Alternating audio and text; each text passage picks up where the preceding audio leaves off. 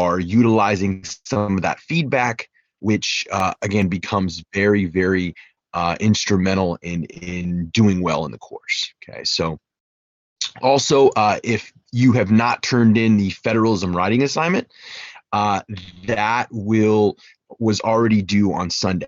So again, it will take a little ding, but some credit is better than no credit. Okay, so again, making sure that you get that federalism writing assignment in because it is worth 100 points. Okay, so again, making sure to get that in.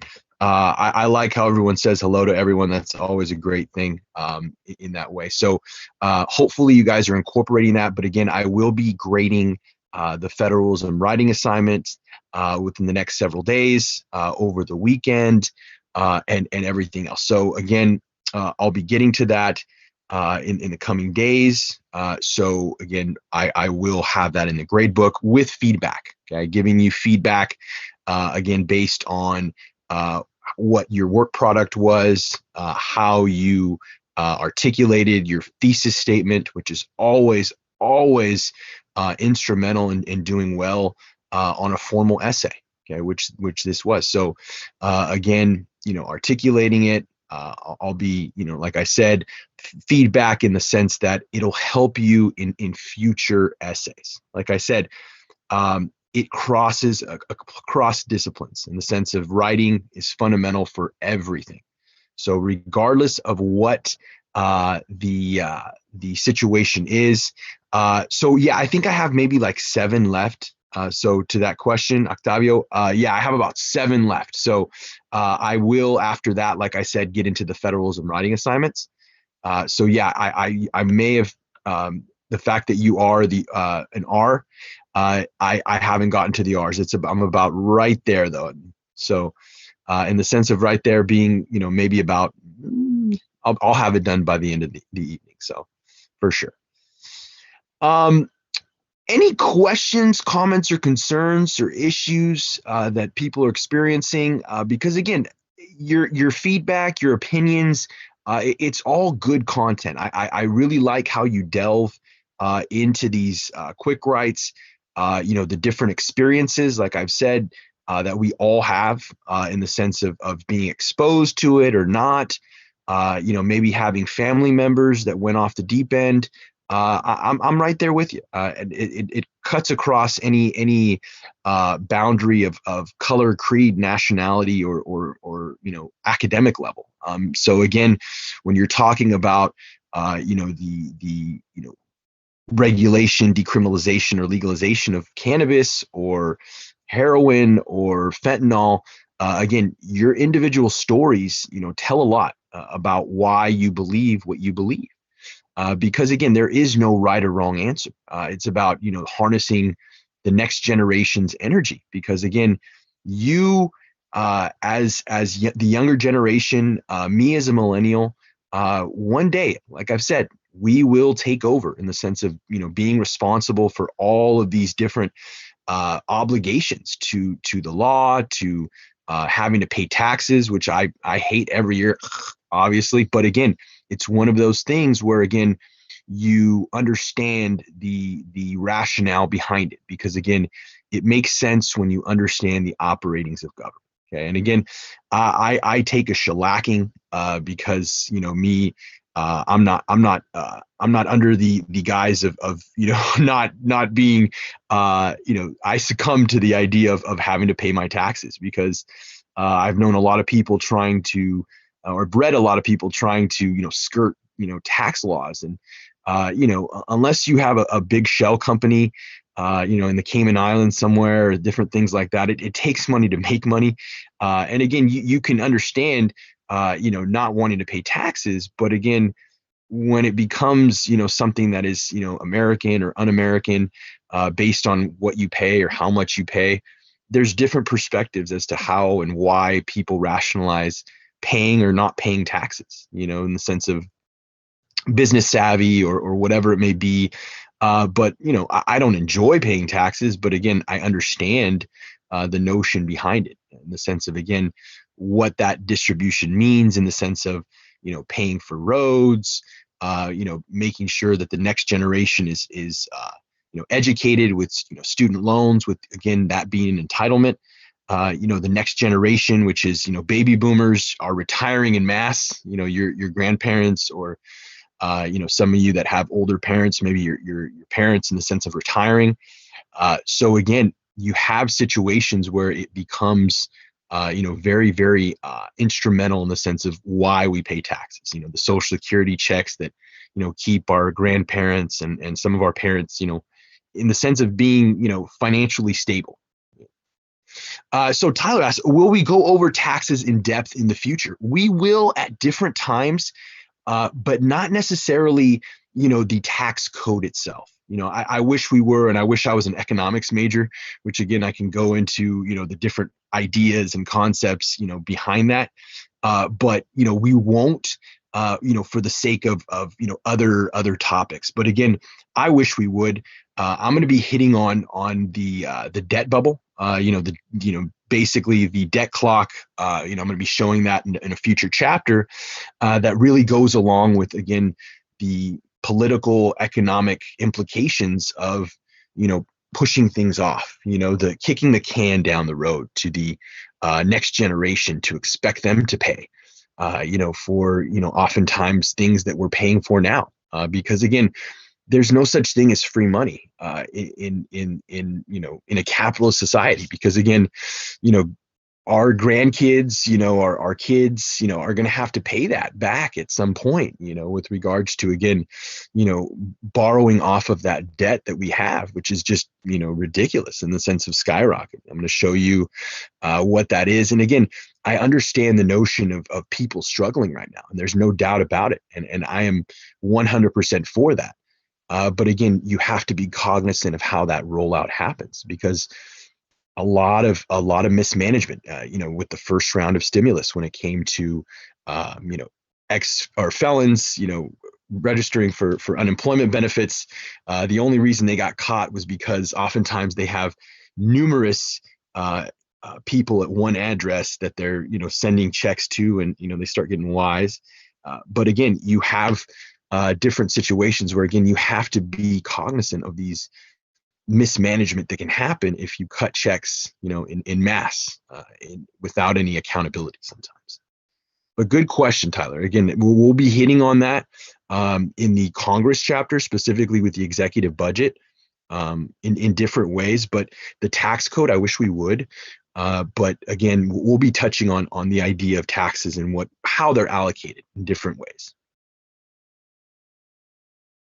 Heck yeah. But yeah, any other questions? Because again, I kind of rant sometimes in the sense of, again, what I see and internalize sometimes, because again, what the future holds. Because again, a lot of people are struggling. The people in the sense of in an area that's poverty stricken. Our area is very much poverty stricken. And again, when jobs start shrinking, economies in the area start shrinking.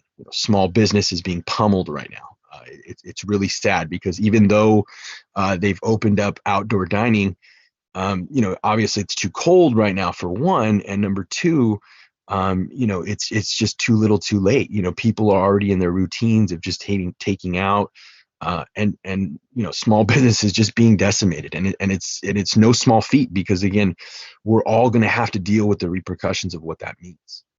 In the coming years, maybe for the complete next decade. I really feel that 2020 to 2030, we're still going to be reeling from the effects of COVID-19. Any other questions before I start up with chapter 5? No? All right, sounds good. So civil rights specifically. So last chapter we talked about civil liberties. Okay, civil liberties are what the government cannot infringe on. Okay, so that is what civil liberties are. Civil rights, right, are what the government must provide. Okay, and that is vested in the Civil Rights Act and the Voting Rights Acts. So all of those play a role in ensuring not just civil rights for African Americans, but women, other people of color, subsequently, other status groups, gay and lesbian individuals in the LGBT community. Okay, all of this came from different ideas of the way in which to internalize different people, okay, encompassing, enfranchising people in that way. Yeah, so again, Kami asks, taxes is different everywhere. Yeah, so again, it very much varies, when it comes to, again, what state you live in, because California, we all know it's not the cheapest state, especially when it comes to cost of living. You see different homes and values on the home and garden channel, and then you see the price tag of like 350,000. I mean, it's still a lot, but they get a whole mansion. And you're like, what the hell? What? Where do they live? And you're like, oh, they live in Texas. Oh, okay. You can buy a huge mansion for 350,000 in Texas. So again, different ways in which different economies exist. Different taxation that exists. At the state and local levels of where you live. So again, taking that into account as well.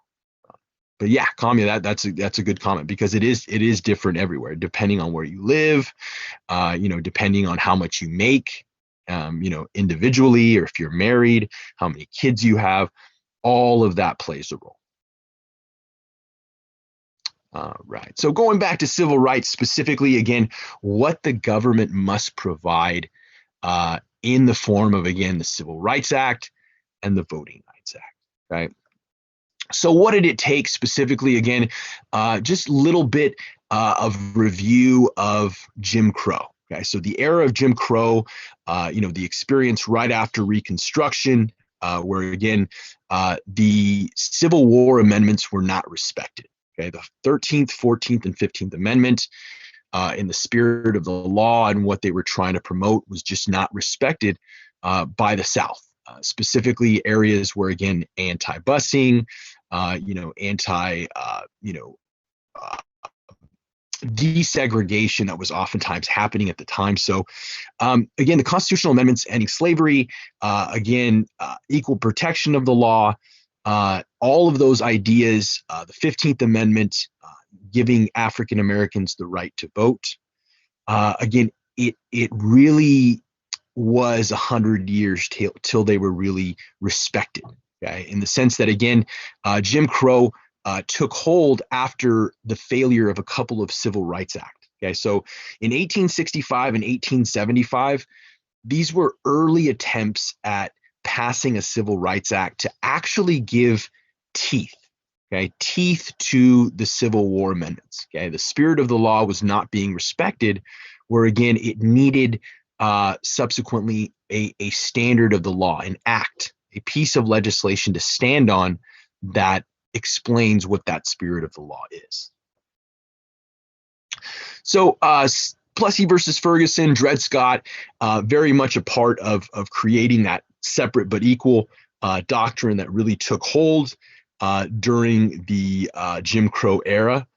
Specifically, again, stating that it did not violate the Equal Protection Clause of the 14th Amendment to the Constitution. Okay, so southern states, jurisdictions, counties were able to put up voting barriers. Okay, so again, they would have white primaries, grandfather clauses, poll taxes, literacy tests, and specifically, again, lynch mobs. Okay, they would instill fear into African Americans in these areas, where again the Ku Klux Klan really takes hold of that fear element. Okay, one movie in particular that really epitomizes that aspect comes from a very big hit in 1915 for all the wrong reasons. Okay, so this was referred to as Birth of a Nation. Okay, so Birth of a Nation was in 1915. Okay, so right in the middle of Jim Crow, the era of Jim Crow.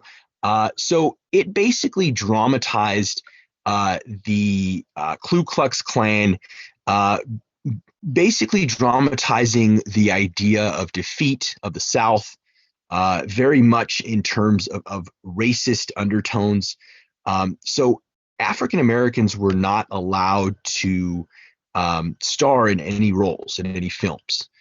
So the thing is, with Birth of a Nation, they would specifically have white actors put shoe polish on their face and depict African Americans. Okay, so this is where the idea of blackface becomes very, very, racist historically and built in into an institutionalized racist feel in the sense of why it is the way it is. And why do I say that? So, echoing those kind of ideas. So, there were other racist undertones that happened at the time.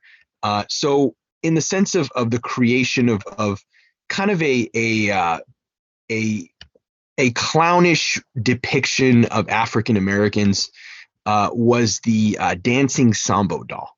So Dancing Sambo Doll, kind of again depicting African Americans in a very clownish way.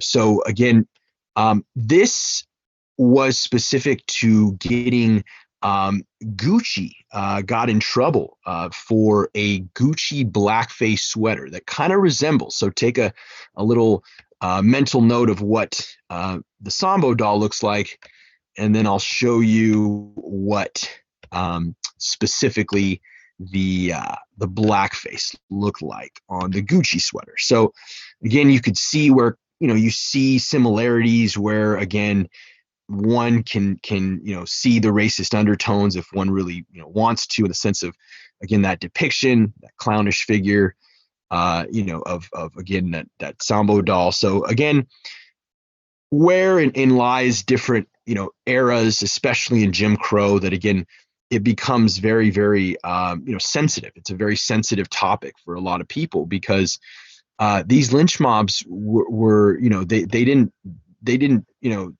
they didn't stop with just fear. I mean, they would kill you. They would take you out of your house if you decided to, if you started a voter registration drive to get people of color to register to vote. I suggest you watch Mississippi Burning, a very, very good movie in the sense of depicting the racist undertones and how very much it was systemic at the time. How these relations between administrative elements and the Ku Klux Klan. So again, very, very eye-opening book in that way. But again, where specifically this lies in the era of Jim Crow. So specifically, what that means. Limited opportunities to register to vote, okay, during the era of Jim Crow.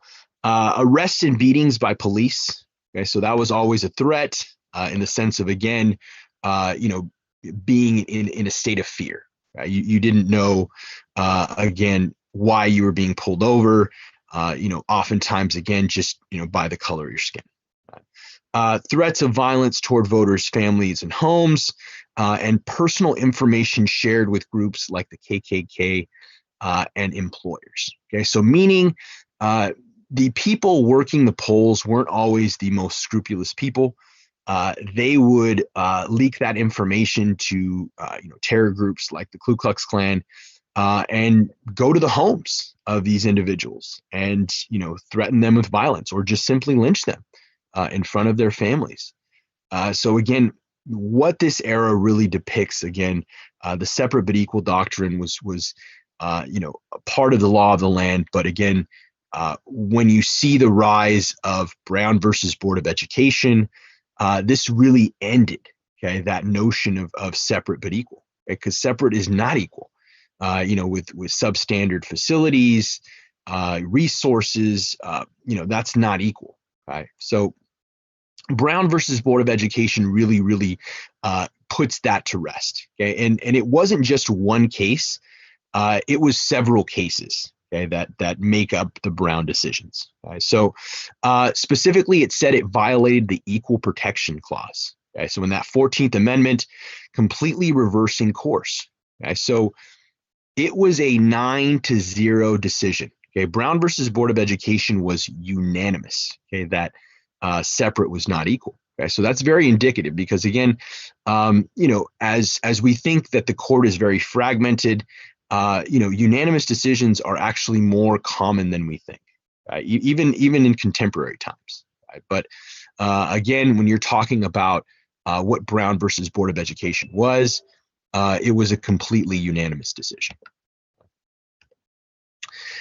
So the second Brown decision declared that lower courts needed to ensure that African Americans would be admitted to schools on a non-discriminatory basis with, quote, all deliberate speed, and reactions from southern states was sometimes violent. So if you have ever seen Remember the Titans, good depiction again of where you see, busing attempts that, sometimes, find their situation where again, race becomes, a factor of anger and violence and fear. So again, what Brown was looking to do, again, put teeth to those Civil War amendments. De jure and de facto segregation. So de jure segregation, it was done away with by 1970, I believe. I think that's what it was. Yeah. So about 1970 right there. So de jure segregation occurs because of laws, or used to occur because of laws. Okay. So now that doesn't exist. You can't have a law that says, you will not serve at your establishment people, of color. Okay? You can't do that. That's discrimination. So in that way, again, de jure segregation, because of laws, it doesn't occur anymore. Okay.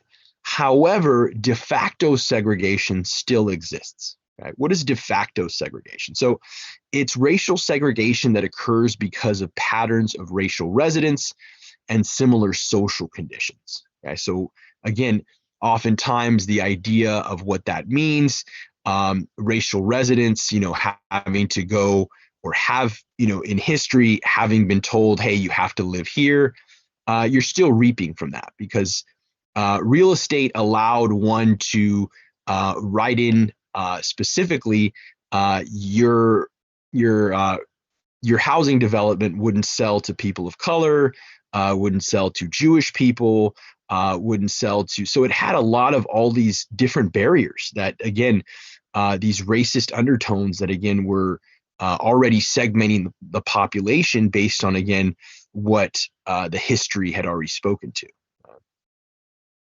So again, de jure segregation by law was abolished by 1970, yet de facto segregation still remains. Right? This is housing patterns may create schools with mainly African American students. A common desegregation method involves busing students to different districts. Okay, so again, not being, geographically kept in one area, but looking to, again, create racial diversity based on student populations. So some school systems now base their integration efforts on trying to create an economically diverse student body. Okay, so again, in the sense that now it's not so much about race, which it still is in the sense of, again, it's more socioeconomic in the sense of you don't want all your rich kids at one school and all of your, lower income students at another school. Okay, so again, when you're looking at school systems now, they're looking to integrate socioeconomically.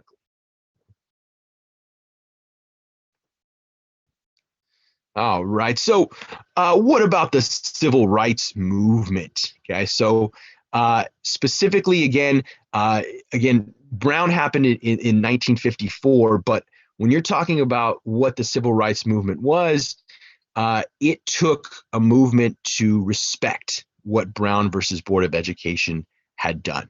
Okay? So, the civil rights movement, specifically, again, led by Dr. Martin Luther King, Rosa Parks. So Dr. Martin Luther King, he didn't come up with these ideas of nonviolence on his own, right? He used them from Mahatma Gandhi. Okay? So seeing other figures, seeing their success, Dr. Martin Luther King Jr. Taking that and using that now as an American experience instead of from being in India. Okay, so again, repelling the British, the idea that now Dr. Martin Luther King Jr. uses that in America to repel, the separate but equal doctrine. Okay, the idea of, de jure segregation.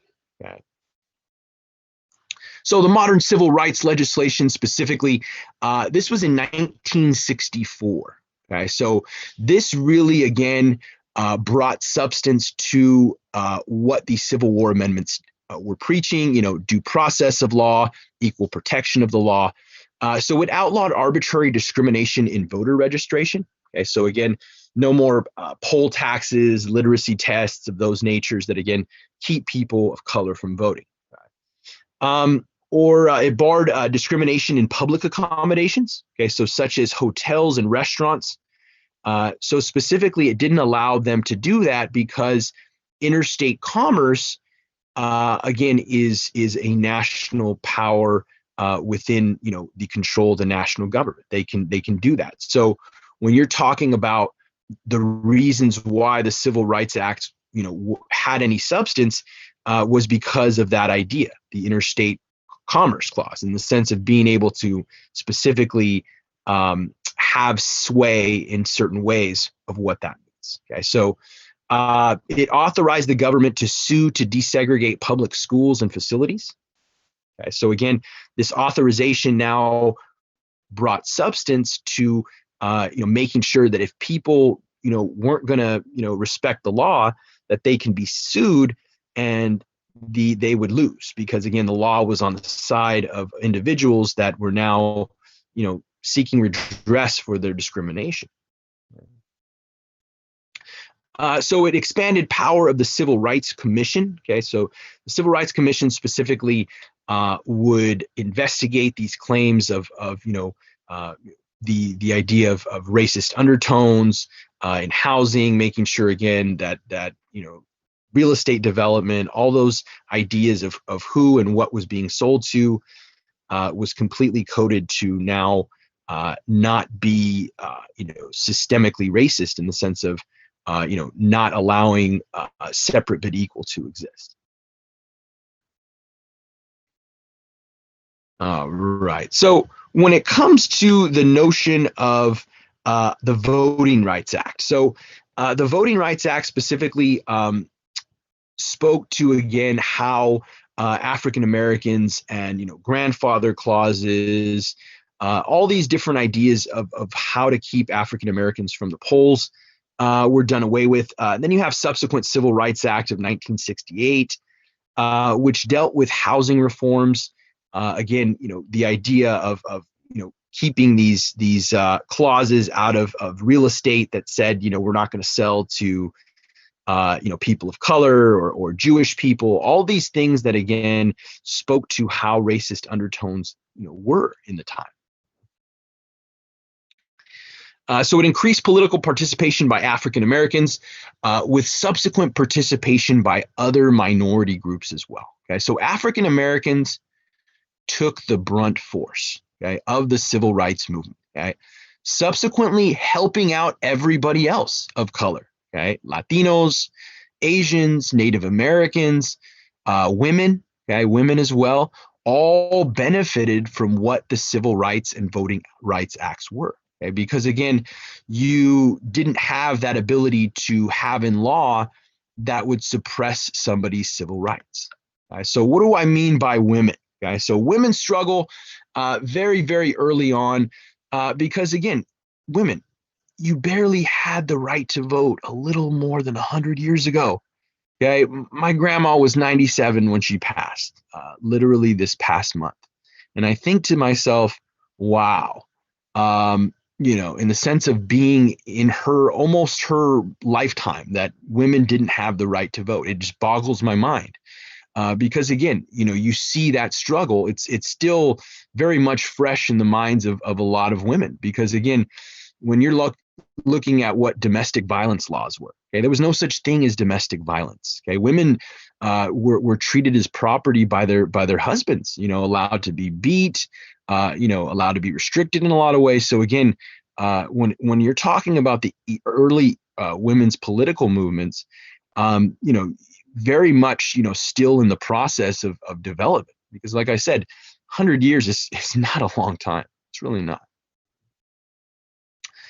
So the modern women's civil rights movement. So the early women really pushing the movement were Lucretia Mott, Elizabeth Cady Stanton, Susan B. Anthony, Margaret Sanger. All were pushing the envelope for women, okay, and their rights. So the modern women's movement specifically, it's referred to as feminism. Okay, so feminism sometimes takes on this negative connotation. No, it's really not negative. I love my mom. I love my aunts. I love my fiance. Why would I not want them to have equality, guys? It's somebody who supports political, economic, and social equality for women. Okay, that's the notion of what feminism is. There's obviously extreme feminism out there. I'm not saying there's not. But when it comes to what the basis for what feminism is, you're just supporting their equality in society. And I, for one, am not shy to say I support it. So, again, when it comes to that, again, boil it down to sometimes it's hyped up as to what it's not. Okay? So, again, feminism just supporting political, economic, and social equality. Equal Rights Amendment. So much so that women have seen gains in being public officials, but it's nowhere near parity. Okay? Women make up 51% of this country. Right? I think their representation is somewhere lingering around 23% of Congress. Right? So again, not even half of what the parity would be in terms of what they should be representing in society. So one thing really indicative of this is the Equal Rights Amendment, okay? Meaning women have been trying to pass an Equal Rights Amendment since 1923. Okay? So you may remember, okay, when I talked about in chapter 2, the Constitution, how hard it is to change the Constitution. Right? So women have been trying since 1923. Okay, most recently in 1972. Okay, but it failed to get 38 states to ratify in the time frame. Okay, so meaning women in the sense of not having an Equal Rights Amendment to lean on. Okay, there's a reason why, let's say, women oftentimes you see situations where they're paid less than men. Okay, a big case indicative of this. Okay, a very big case indicative of this was a lady by the name of Eileen Rizzo. Okay, Eileen Rizzo. Let me give you a little background to Ms. Eileen Rizzo. Okay, so she specifically is a very intelligent woman. Okay, she has 2 master's degrees. Most recently, she was working for Fresno Unified as an administrator in the district office. Right? So what happened with Miss Eileen Rizzo? Right? When it comes to her job at the Fresno County Office of Education, so she got a higher position. Okay, so she had been working there for several years. Right?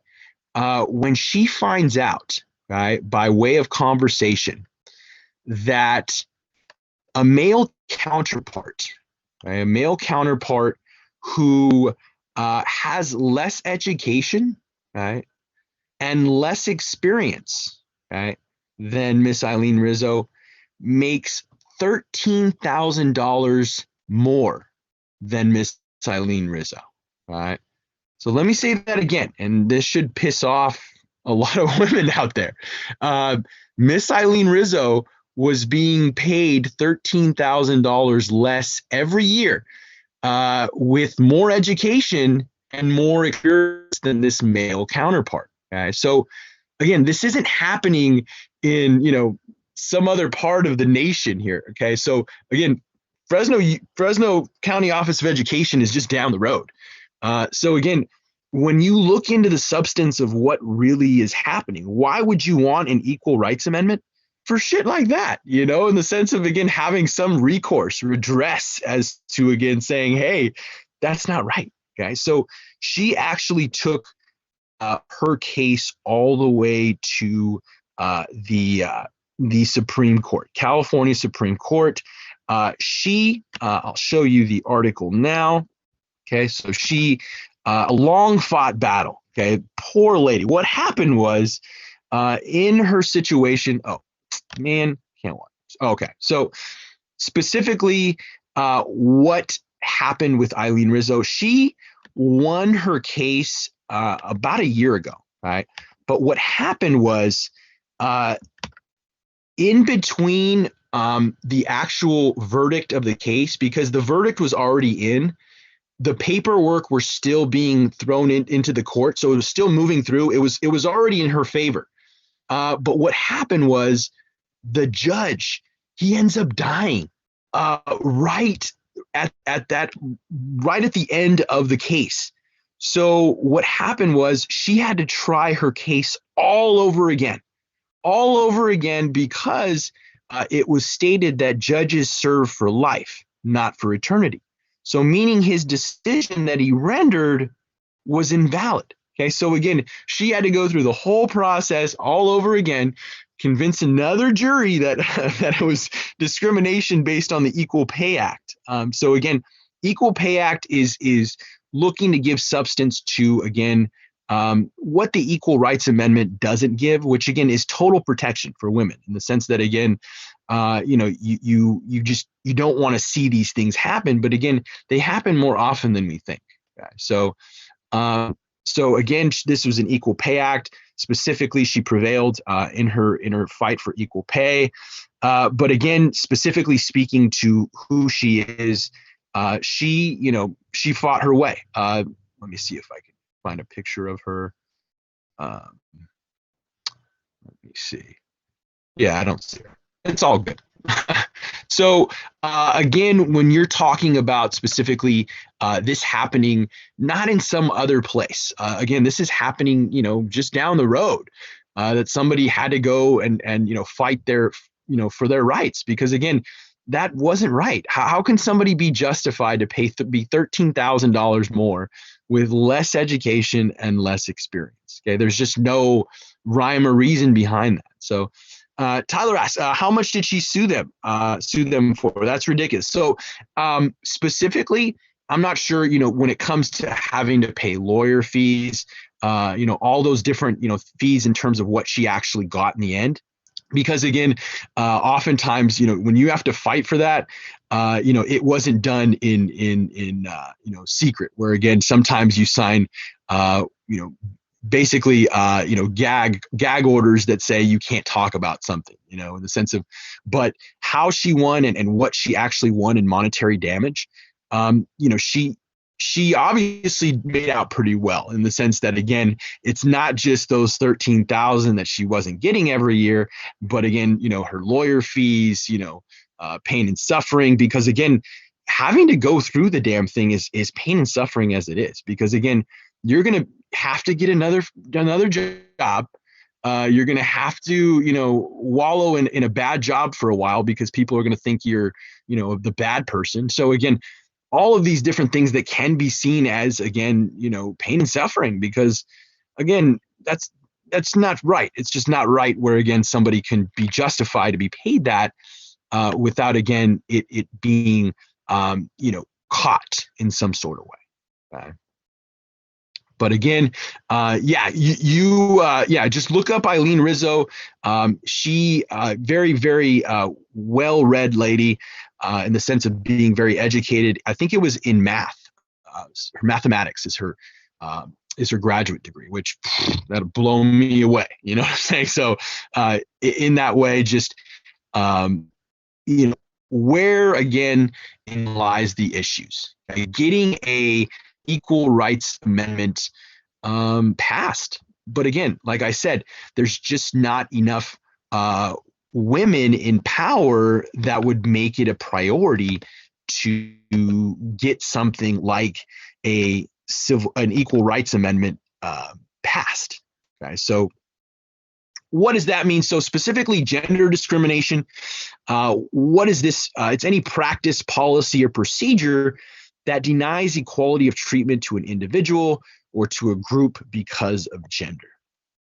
So that's what that'd be considered in that way. So it encompasses other notions. Okay, it's not just you're a female and I'm going to treat you bad. No, it's by way of action, by way of demotion. We're going to go into in the next slide sexual advances. All of those things that again lie issues within the notion of women's rights.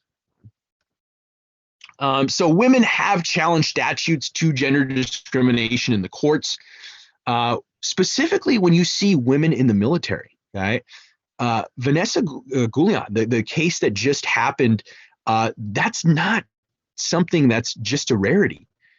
There's a lot of sexual, issues and assaults that happen that oftentimes are told to the brass, to individuals that are superiors, but oftentimes they will sweep it under the rug, okay, for the sake of making the military look bad. And again, there's issues with that because again, you see situations where again, this isn't something that's a rarity. Vanessa Guillén was not a rarity case. And those not familiar with Vanessa Gullén's case, in a situation where again she for all intents and purposes had told her superiors of sexual advances of different things of nature. What she specifically did, she was kidnapped. She was murdered by one of her fellow armed forces members. So again, you have situations where again, women in the military, there's a lot that is suppressed in the sense of again not wanting to make the military look bad, but situations that need to come out because again, you don't want to see horror stories. I have cousins that female cousins that were in the Navy. I have male cousins that went to Iraq, Afghanistan. So again, when you see situations like that, again, you want to do it for the sake of the protection of people who are protecting us. So again, it's one of those things where it's a very rough area to break through because again, the military is just when you see the line of basically the command, the chain of command, where information gets suppressed at, oftentimes is anybody's guess, because again, you don't know what elements are being looked at. Is it a case by case basis? But again, just looking into the issues a lot deeper.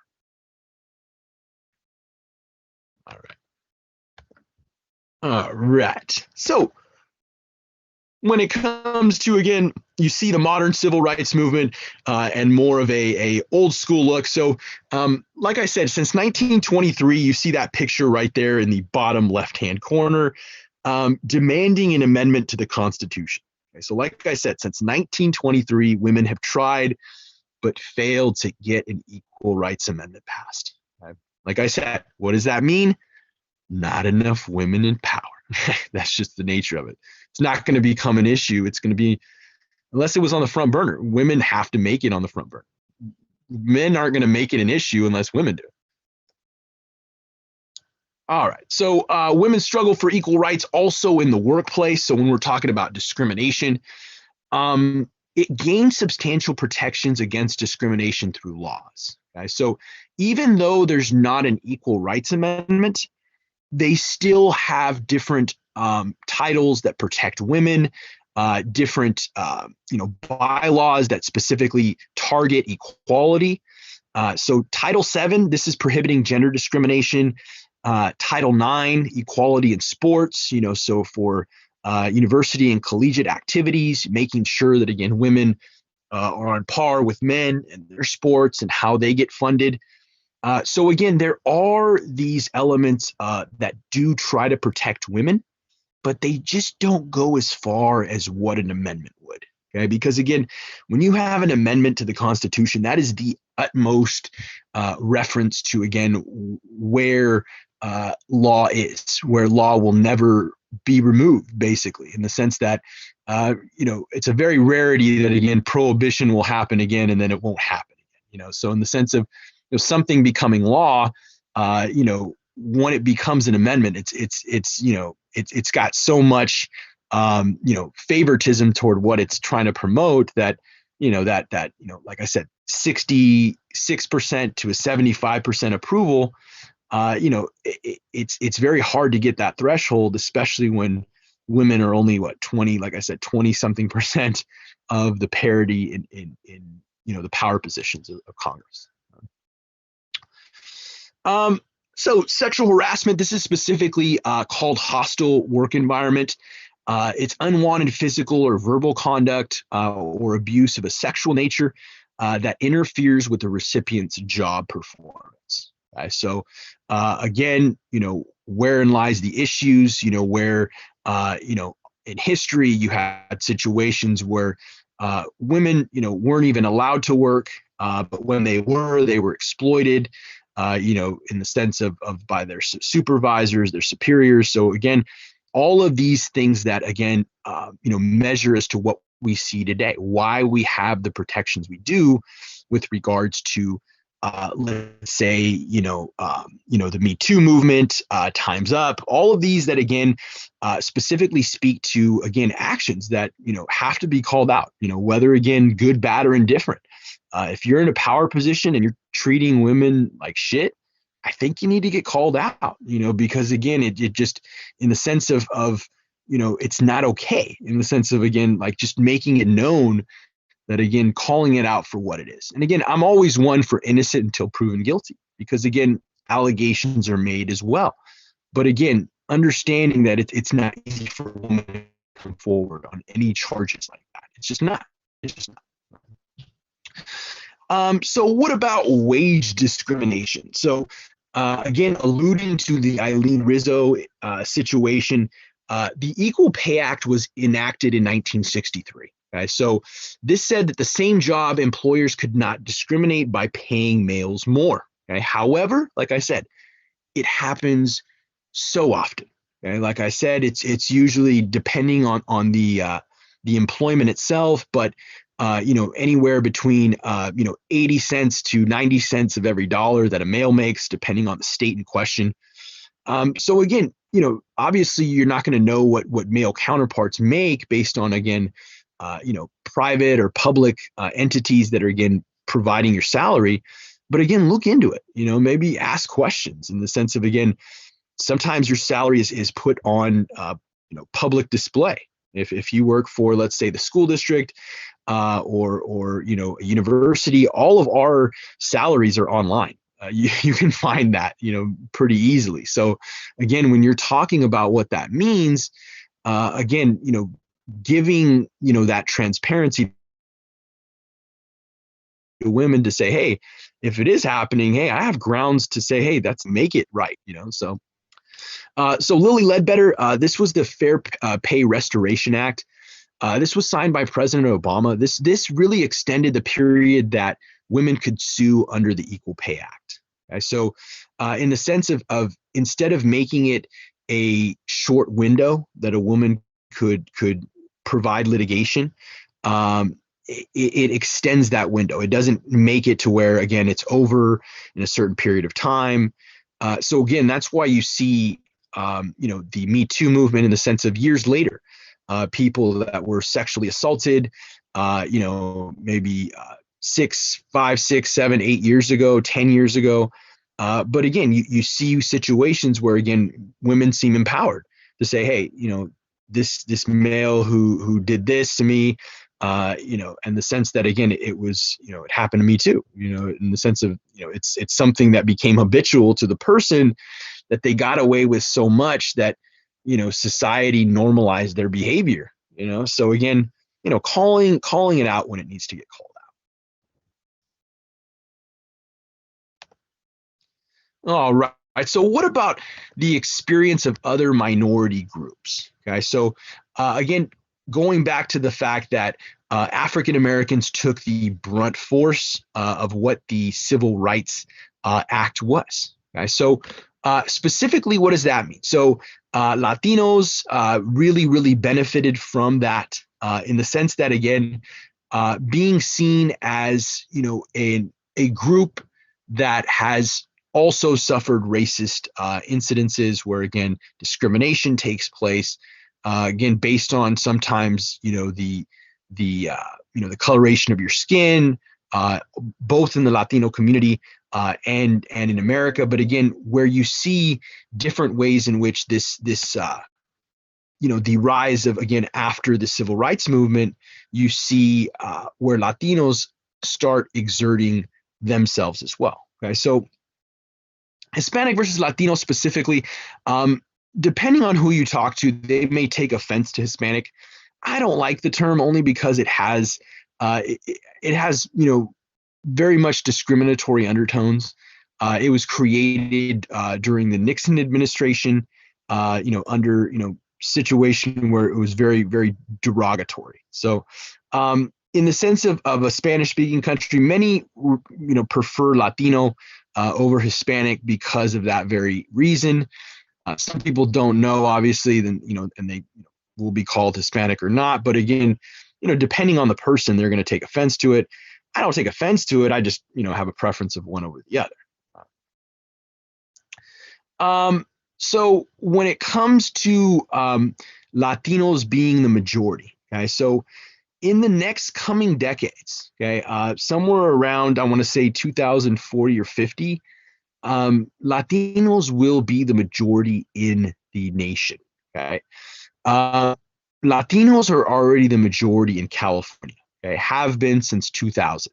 Okay, we're talking the nation here, okay, and that's based off of fertility rates. Okay, so among Latino women, it's 2.4. Obviously, you can't have 4.4 of a person, but again, when you're talking about fertility rates, if this continues, that's where, again, depends on what year that will happen take place. But again, based on that fertility rate, Latinos will be the majority in the coming decades.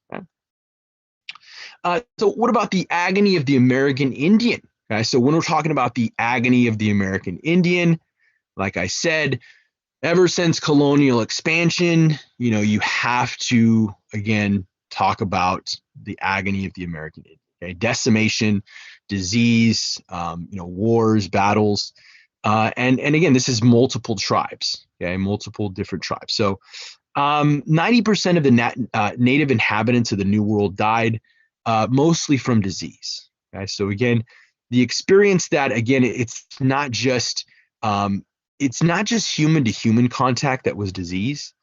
When you're talking about introducing different livestock into different areas in which people don't have immunity, it's ripe for disease. Okay? Case in point, COVID-19. If you do believe the narrative of Wuhan and the wet markets, I'm not sure, but again, when you're talking about that, I know that animals carry diseases. Okay, that's one thing I know. So again, that hasn't changed in history. So again, when you're talking about this disease, sometimes people have this perception it's human on human. Not always. Again, you have livestock that are also added in the equation. So they did not become citizens until 1924. Like I said, Cherokee Nation versus Georgia declared them domestic dependent nations. So they have taken advantage of sovereignty with gaming / casinos because they are not subject to the same full authority by the states in which they are located. Okay, so we know that very well here in the Valley. Tachi Palace and Lemoore, Chancey up there at Oakhurst, Table Mountain up there, in Friant. So again, you have all of these, situations where, again, sovereignty is being utilized. Okay, so in other jurisdictions, obviously, gambling is illegal. Okay, so these tribes have allowed, their sovereignty, where, again, they're, providing, certain gamings. Okay. So there's different styles of gamings that they have. Okay. They can't have the type 3 gaming, meaning the roulette, the craps.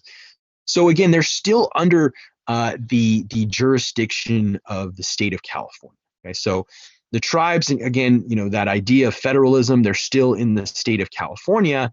But again, when it comes to full authority, taxation, all that stuff that again plays into it, when it comes to styles of gamings, the state still has a say.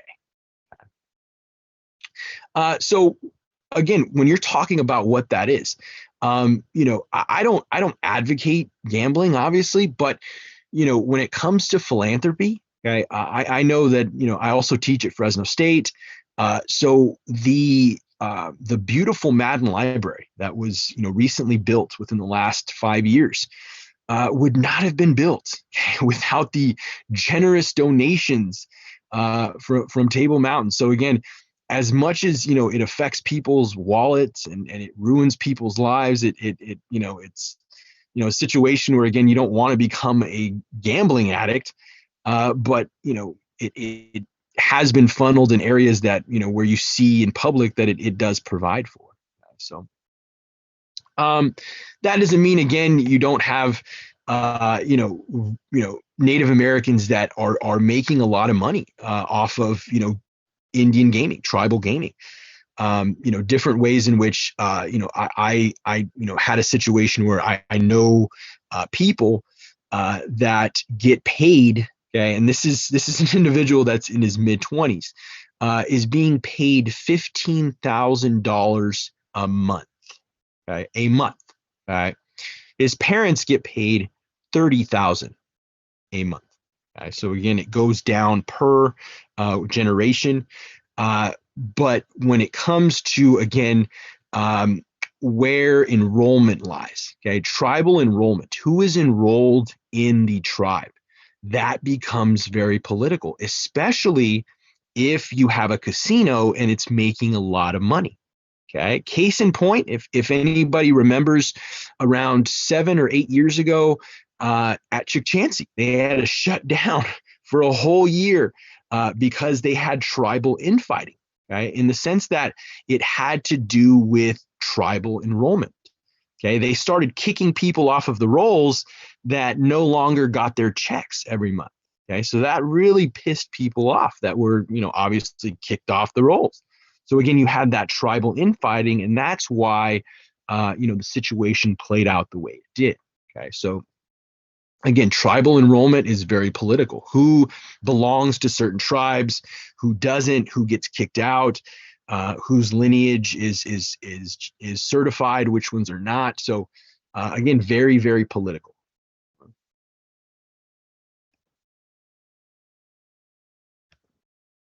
All right. So what about extending equal protection? Okay, so affirmative action is one of those topics in which you look at it from both perspectives in the sense of the holistic nature of what it's trying to be. Okay, so what affirmative action is, this is a policy in educational admissions or job hiring that gives special attention or compensatory treatment to traditionally disadvantaged groups in an effort to overcome present effects of past discrimination. All right.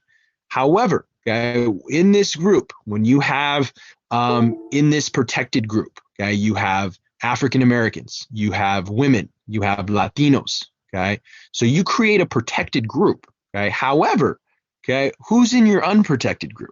Okay, whites, Asians,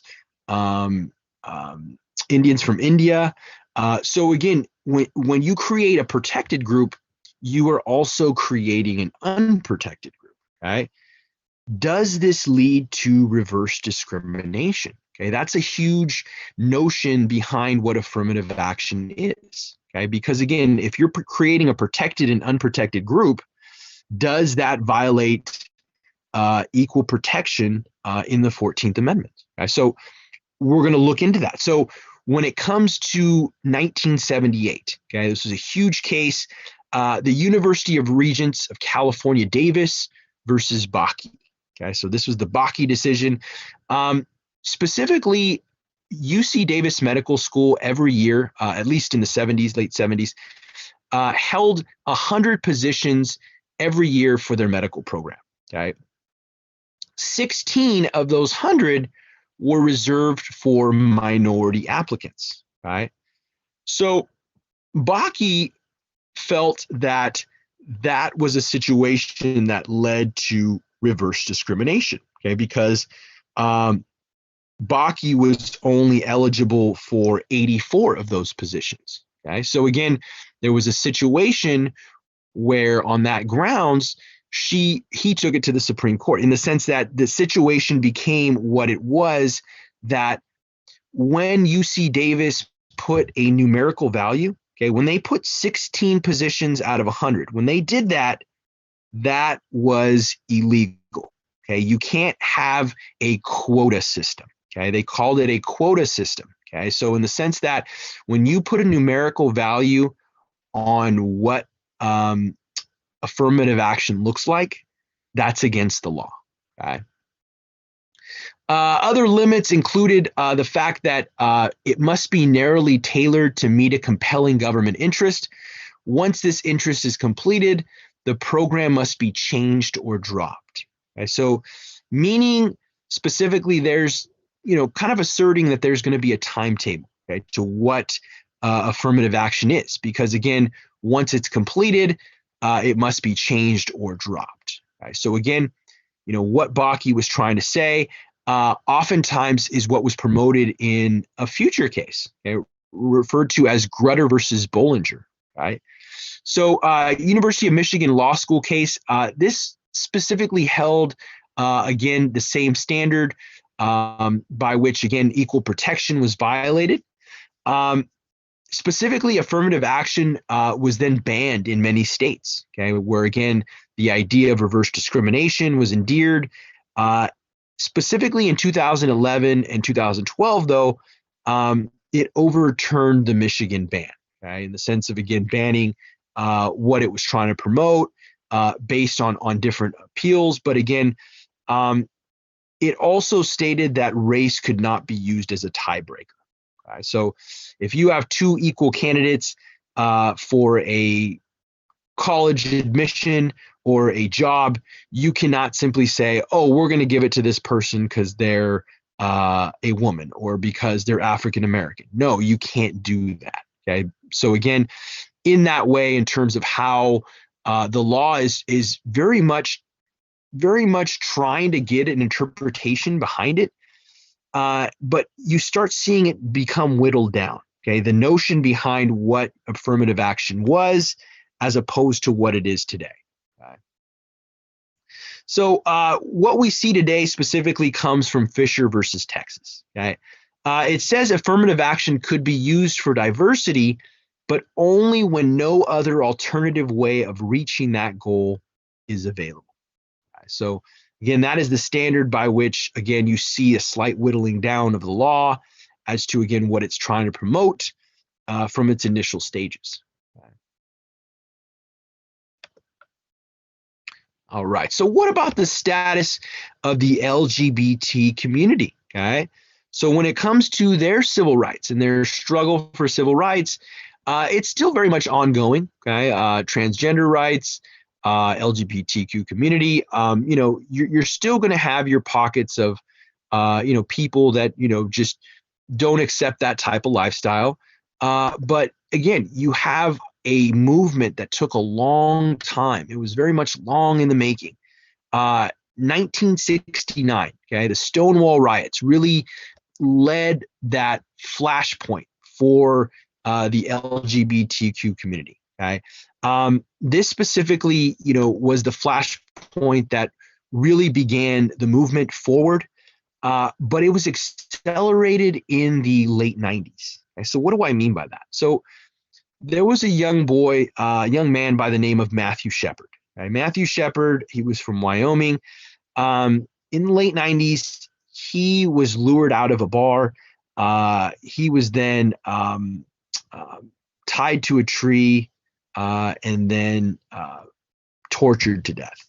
okay, and then left to die free in freezing cold temperatures in Wyoming. He really struck a chord with a lot of people at the time. He was a good-looking guy. A lot of people could identify with him in the sense of who he was. He didn't look like he'd hurt a fly. So you saw a real acceleration after that point in the sense of the really marking that acceleration point to where we are today, in the sense of legalized, gay marriage, all of that stuff that took a long time. So what else had happened? So before the incident of the Stonewall riots, 49 states had anti-sodomy laws. Okay, so when it comes to sodomy laws, they were put in because of rape circumstances, but that was just a scapegoat. Okay, it was specifically to target people of the gay community. So in the 1970s and 80s, about half of these laws were repealed or struck down. Lawrence versus Texas, this happened in 2003.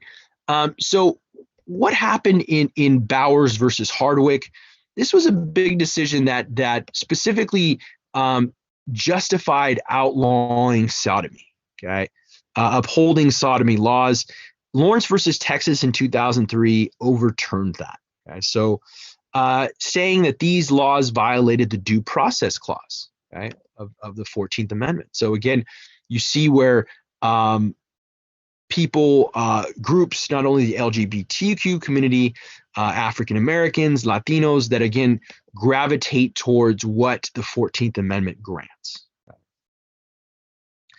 So after Lawrence versus Texas, you had 25 states had enacted laws protecting gays and lesbians from discrimination in some workplaces, housing, and public accommodations. Okay. In the sense of a really good movie that was, beyond its time, Tom Hanks in Philadelphia was a really, really good movie that really depicts, the taboo oftentimes of being seen as a gay male in the early 90s. You were really closeted, in the sense of how you can act, who you can be, because again, there was a huge stigma. There was still a huge stigma behind somebody that was leading that type of lifestyle. Okay. So again, it was a long time coming in the sense that, again, all of these different states then begin acting laws that, again, you can't simply, discriminate against somebody because they're gay or they're lesbian, So again, all of this came out, throughout the course of time, slowly. So Don't Ask, Don't Tell was also phased out of the military during the President Obama administration in mid 2011. Okay. So what about the whole marriage issue? Okay, so DOMA was passed in 1996. This was the Defense of Marriage Act. Okay, this specifically in the Interstate Commerce Clause. Remember how it stated that you have to respect each other's, records and acts and different things.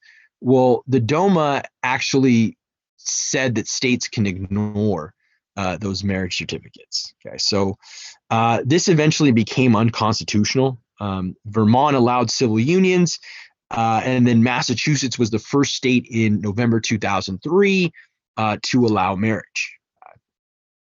In 2010, Prop 8 ruled unconstitutional.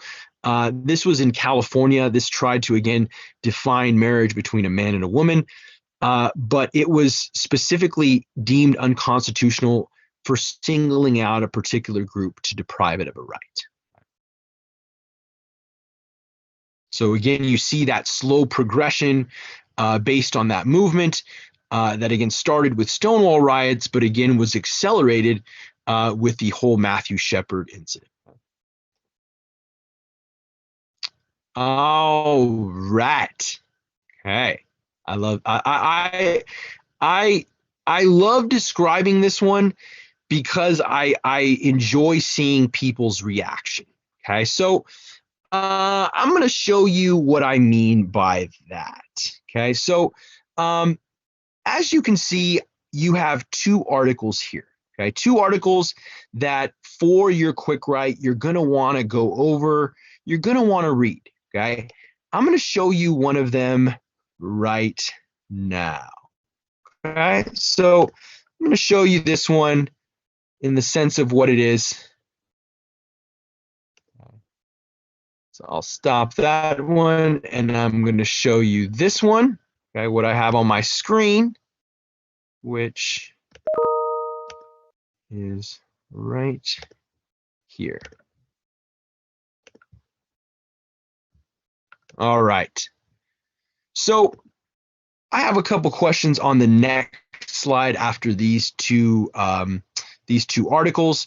So this was written a couple of years ago, maybe about a year and a half ago now, specifically dealing with the most and least educated cities in the United States. Right.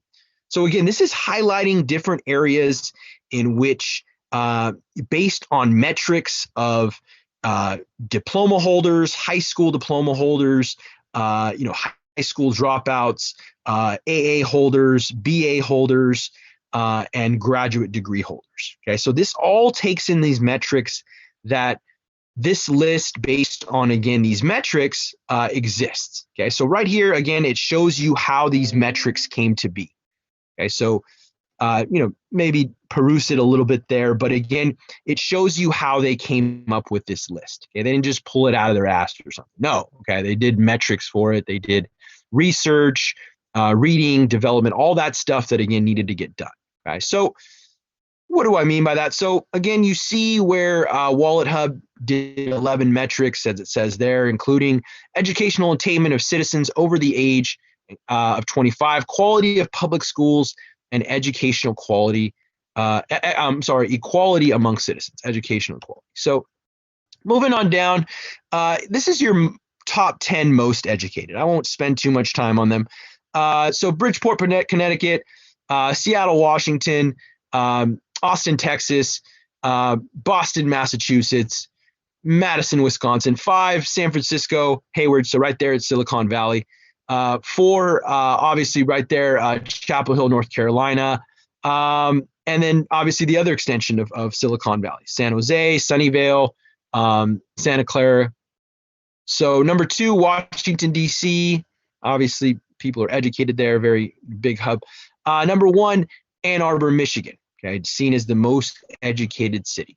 Okay, so I'm more interested in the least educated. Okay, so these are, again, the top 150 cities specifically that are seen as having the least educated populations. Okay, so bringing it on down. So Ocala, Florida, okay, 141. 142, Fresno, California. Oh, my word. Okay, so moving on down. Stockton, Lodi, California. Moving on down. 144, Salinas, California. 145, Hickory, North Carolina. 146, Modesto, repping my NorCal, right there. Oh shit, even in SoCal. 147, Bakersfield, California. Oh, it gets even better, ladies and gentlemen. 148, McAllen, Texas. 149, Brownsville, Texas, and seen as dead last, the least educated area in the nation. It kills me every single time. Visalia, Porterville, California. Okay, I read that. Educational attainment ranking 148, quality and equality of education ranking 148. According to WalletHub, the Visalia Porterville area has among the lowest percentage of high school diploma holders, associate's degree holders, and bachelor's degree holders. All right. So, okay, I say this, okay, not to point out anything or flaw of anything, because again, I'm preaching to the choir here. You are all here to make this shit go away, okay? In the sense of, again, you are here to further yourself, educate yourself. You find a discipline that you love and make a living off of it for the rest of your life, okay? So I do this in the sense of, again, lighting a fire underneath you, right? In the sense of, again, where you see this type of rhetoric that, again, we here in the Valley are pigeonholed, in the sense that, again, if you see that list, um, 4 out of the 10 lowest are in the valley. Okay, so again, when you look at what that means, okay, again, I know I'm preaching to the choir, but everyone has family, everyone has friends. Again, making this stigma go away. Okay, in the sense of, again, realizing that we are in the trenches. Okay, and me as an educator, I take these types of articles even more fucking personal because, again, I am trying to make this go away even more so. Okay. Because, again, that's what I've dedicated my life to. Okay. So now, again, realizing that you as students and fulfilling your obligation, because, again, you're doing away with this. You are the generation that is doing away with this, that puts this to rest. Because, again, as much as the national media has this idea of who we are here in the Valley, I have many students that I would put up against anybody in the Ivy Leagues. Okay, so again, when you see these types of stigmas happen, okay, we have to make it we have to make it personal. Okay? We have to make it personal in the sense that, doing something about it. Because, again, 150, out of the 150 metropolises in the nation, I mean, knees. So why I bring that up again to, show you that, again, when it comes to where we are, okay, we are in the battle trenches of an area that, again, is seen as not educated. Where, again, I know that to be completely the opposite of what I know as an educator. And, again, you're going to have pockets of people that just aren't prepared for school. But, again, vocational education is key for a lot of people that, again, are looking for hustle, maybe an HVAC, whatever it is they do. But, again, when you're talking about what this means, knowing that you have the ability to change this. You have the ability to change this. Okay? So on the other article, I'll leave it to you to read, but I'll just briefly go over it. So this is specifically highlighting, again, the ill effects of specifically here in the Valley being seen as the 50 worst places to live. And this is the 50 worst places to live in the United States. Question? No? All right. So, again, this is the 50 worst cities in the nation. Okay. So I bring this up because you'll find that 7 of them are here in the Valley. Okay.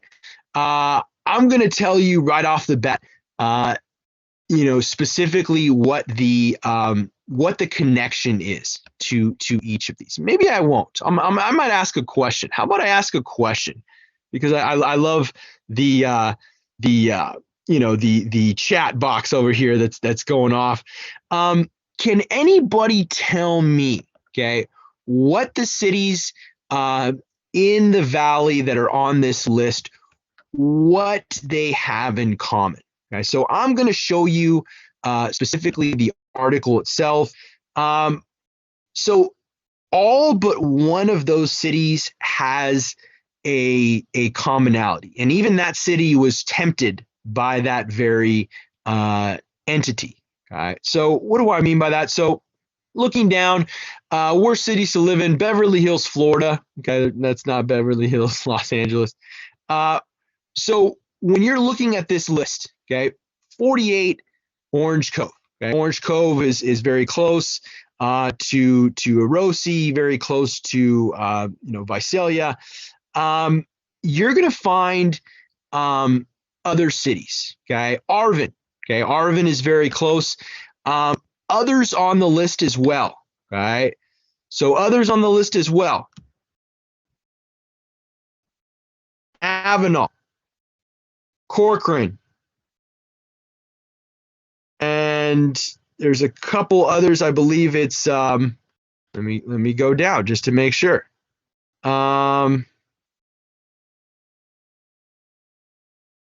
Taft. So Taft isn't too far.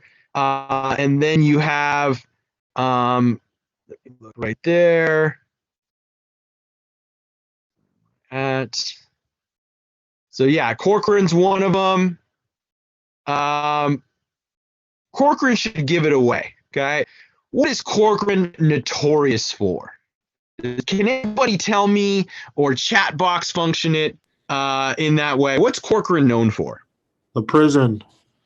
Yes, exactly, my man. So specifically, when it comes to those cities in the valley, okay, aside from Orange Cove, every one of them on that list has a prison.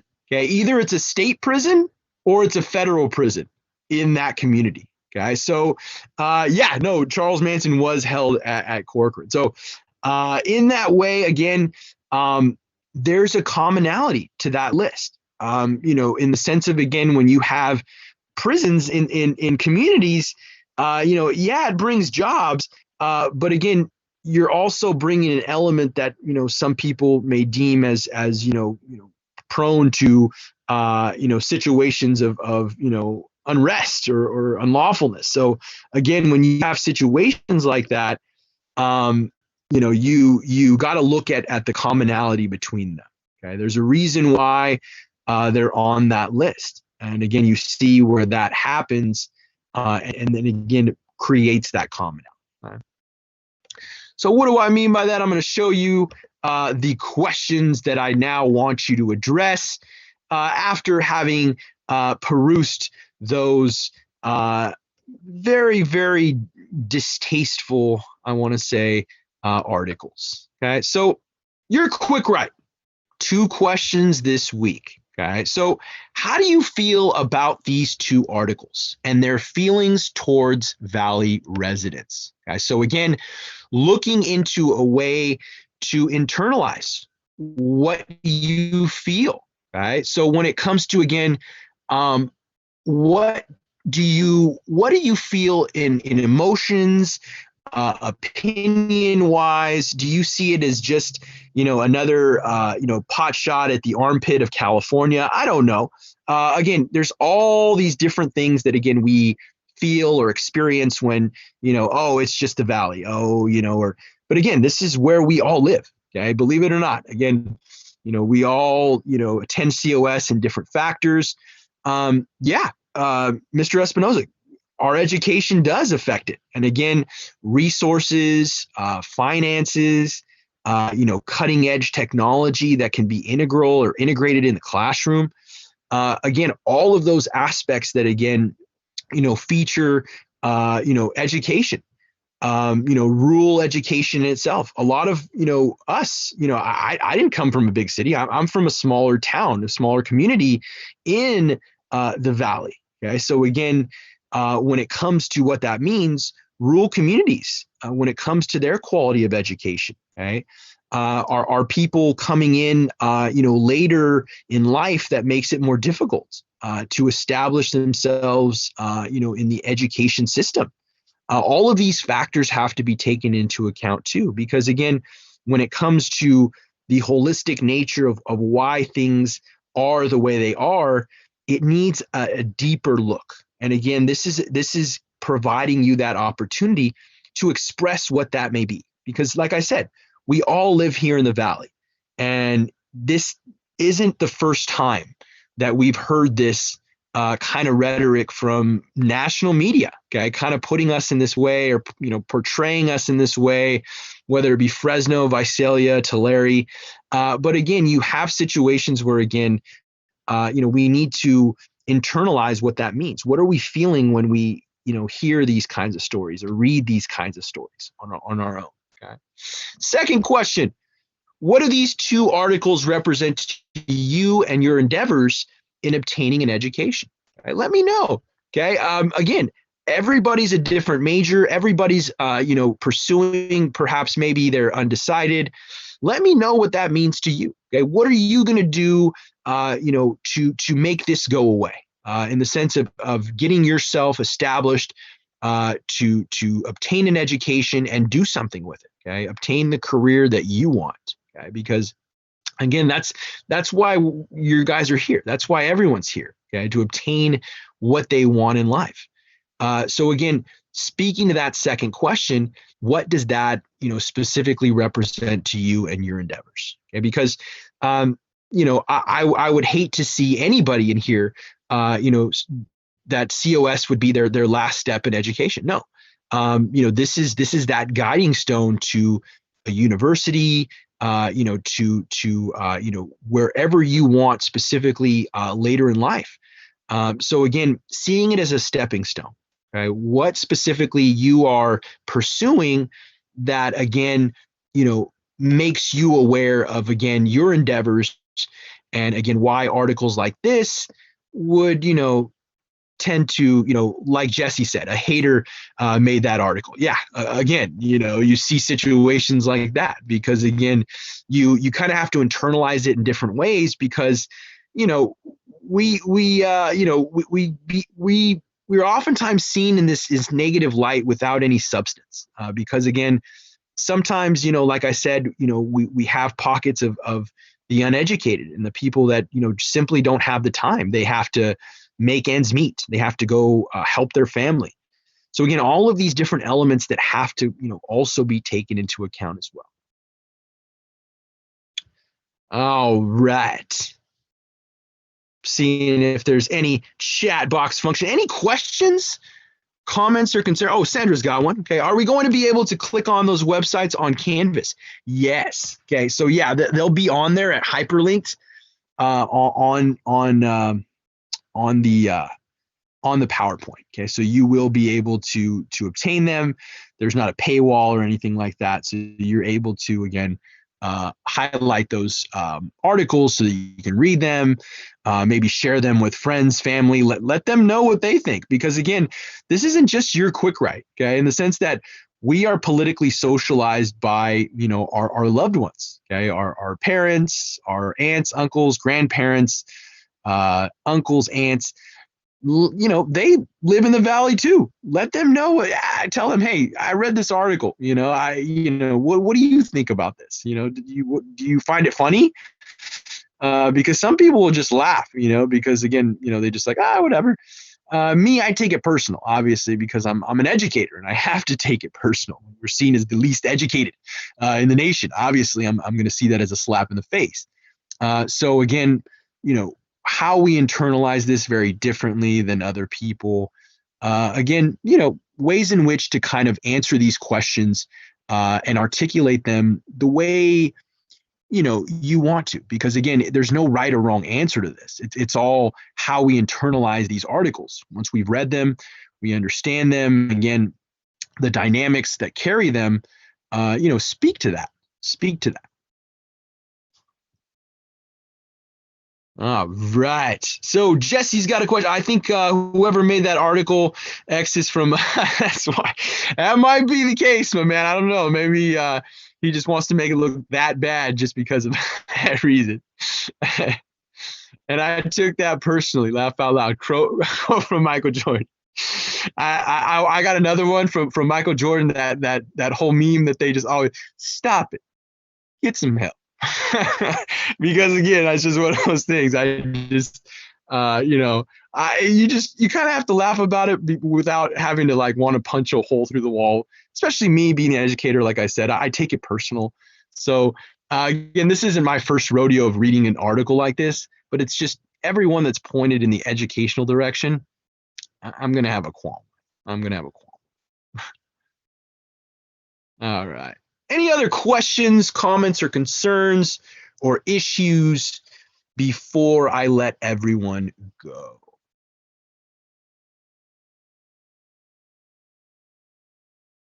No? All right. Everyone else. Chloe, I'm sorry. Chloe's got one. Go for it, Chloe. Okay, so the essay, I feel like I was a little confused doing the essay, and I was reaching out to the group chat, and a lot of others felt like they were confused or they weren't doing it enough. because like we don't know what your standards are. So granted, this is the first essay that we have had to do for your class. So will the grading be kind of like considerate of that? Yeah, no. To answer that, I'm not looking to destroy your grade. I'm one to give you feedback, based on, again, areas that are going to carry your writing style throughout your educational career. Because again, like I said, it crosses across disciplines. So again, I'm not looking to kill your grade. Again, I'm not one to do that. I'm looking to articulate to you to help you in the future, like I have with Quick Writes. It's just a little bit more formal in the sense that I'll be looking for a thesis. I'll be looking for, conclusion elements like that. So again, the theme of a formal essay rather than one of a quick write, just simply addressing questions. Yeah. So again, Awesome. I'm not gonna whip you. I promise. I'm not gonna whip your grade. I'm not gonna, kill it, to the point where it's not gonna come back to life. No, that's not my style. Okay, perfect. Thank you so much. Yeah, no problem. No problem. Any other questions, comments, or concerns or issues? And again, I will be hitting on those this weekend. Federalism writing assignment, all of them. So I will give you feedback. I'm not just going to grade it. So elements that you can work on, to help you in your future endeavors, not just with this class, but with other classes as well. Any other questions, comments, or concerns or issues? All right, Isabel and Octavio, you as well. Have a great one. Everyone else, have a great one. Be safe out there. Peace out. Thank you. Have a great one.